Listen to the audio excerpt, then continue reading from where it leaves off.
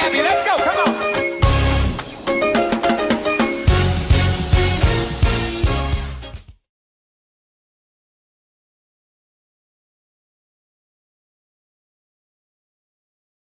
Bonjour ou bonsoir à tous et bienvenue sur l'espace Marceline où tout s'apprend.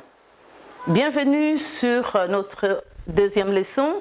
La fois passée, nous avons parlé des outils en ce qui concerne notre formation sur le renforcement des capacités et nous avons dit que tout s'apprend. En fait, tout s'apprend, c'est un programme de renforcement des capacités qui amène l'individu, un groupe d'individus ou même une nation à s'autonomiser. Et cela en découvrant leur potentiel, en acquérant leurs compétences, en développant les capacités qui les amènent aux décisions et à l'action. Nous avons parlé la fois passée des outils. Et le premier outil, c'était le courage dont nous avons tous besoin pour nous jeter à l'eau. Et nous avons aussi parlé de la guérison ou les processus qui nous amènent à nous prendre en charge pour sortir d'une certaine situation désagréable, d'un certain manque de connaissances. Et aujourd'hui, nous allons parler du troisième outil qui est la persévérance. Lorsque vous avez eu le courage de commencer, lorsque vous avez eu le courage de savoir qu'il faut que je fasse quelque chose, vous êtes sur la route de la guérison. Maintenant, il faut tenir ferme. Il faut avoir la persévérance. Il faut savoir que tout ne va pas réussir d'un coup, mais il faut tenir la corde. Parce que les gens qui réussissent commencent toujours là où l'échec s'arrête. Ce n'est pas le moment d'abandonner, c'est le moment d'aller et de dire « je me relève et je vais réessayer ». Et cela, vous n'êtes pas seul, parce que sur cette terre, il n'y a personne qui réussit seul. Si vous avez besoin d'aide, vous pouvez faire appel à un mentor ou à un enseignant ou à un coach, comme vous pouvez l'entendre, même des amis, pour que nous puissions alors travailler ensemble pour que chacun puisse atteindre ses objectifs ou réaliser ses rêves.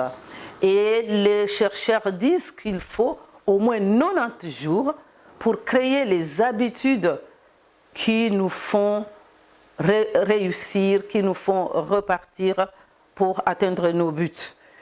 Donc il faut regarder de l'avant et se dire que les jours d'échec sont derrière nous. Maintenant, nous devons de chercher les solutions, mais pas n'importe lesquelles. Les solutions qui marchent.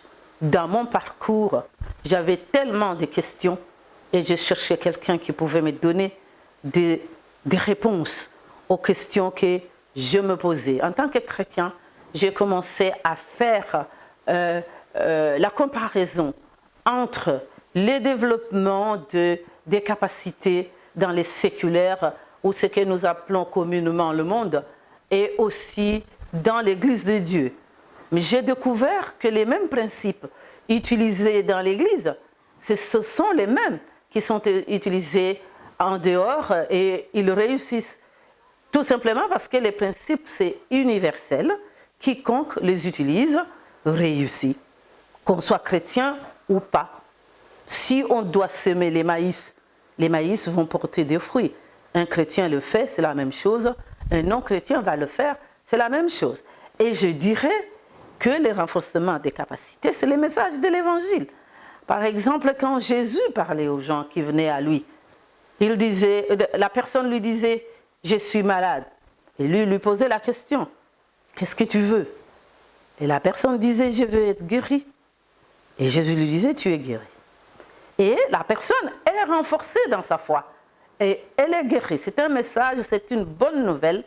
Et le message de l'Évangile, c'est la bonne nouvelle.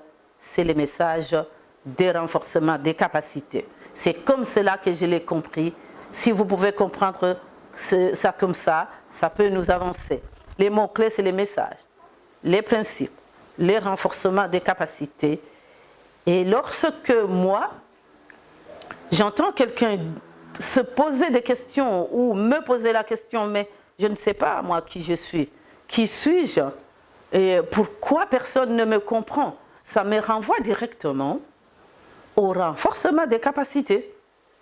Parce que personne ne peut ignorer qu'on a tout en nous, à moins qu'on ait quelques défauts, mais nous avons tout en nous qui attend tout simplement d'être renforcé.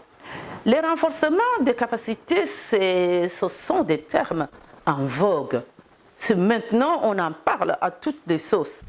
Vous allez entendre les renforcements des capacités des enfants à l'école, les renforcements des capacités des femmes chrétiennes ou des femmes maraîchères ou des papas ou encore des femmes enceintes. Mais généralement, on arrête là. Comme nous avons la culture parfois de ne pas poser de questions, on ne pose pas la question et personne ne nous explique ce que c'est réellement. C'est là que nous revenons à la définition. Parce que la définition des renforcements des capacités, nous la verrons tout au long de notre formation parce que ça comporte tout ce dont nous avons besoin pour comprendre que nous devons renforcer nos capacités. Qu'est-ce que c'est que le renforcement des capacités? C'est tout simplement un processus, une marche. C'est un cheminement d'un individu, d'un groupe d'individus qui doivent être aidés et équipés, renforcés pour découvrir d'abord leur potentiel. Parce que beaucoup d'entre nous, nous ne savons même pas ce que nous avons.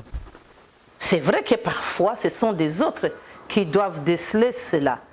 Et aussi, nous devons acquérir des compétences qui nous aident à accéder aux ressources disponibles qui nous permettent alors d'exploiter les opportunités.